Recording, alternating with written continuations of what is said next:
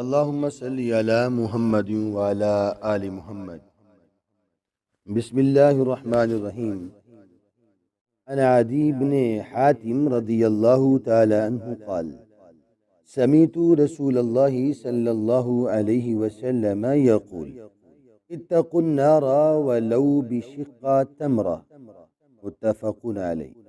وفي رواية لهما عنه قال: قال رسول الله صلى الله عليه وسلم: ما منكم من أحد إلا سيكلمه ربه ليس بينه وبينه ترجمان، فينظر أيمن منه فلا يرى إلا ما قدم، وينظر أشأم منه فلا يرى إلا ما قدم، وينظر بين يديه فلا يرى إلا النار تلقاء وجهه، فاتقوا النار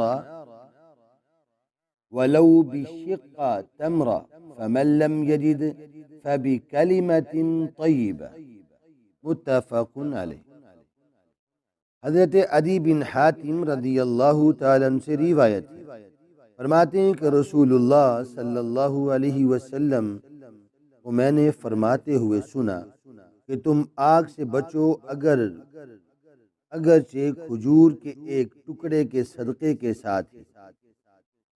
اور ایک اور روایت میں، بخاری اور مسلم کی ایک اور روایت میں حضرت عدی سے اس میں ہے کہ رسول اللہ صلی اللہ علیہ وسلم نے فرمایا: تم میں سے ہر شخص سے براہ راست اس کا رب ہم کلام ہوگا، اس کے اور اس کے رب کے درمیان کوئی ترجمان نہیں ہوگا.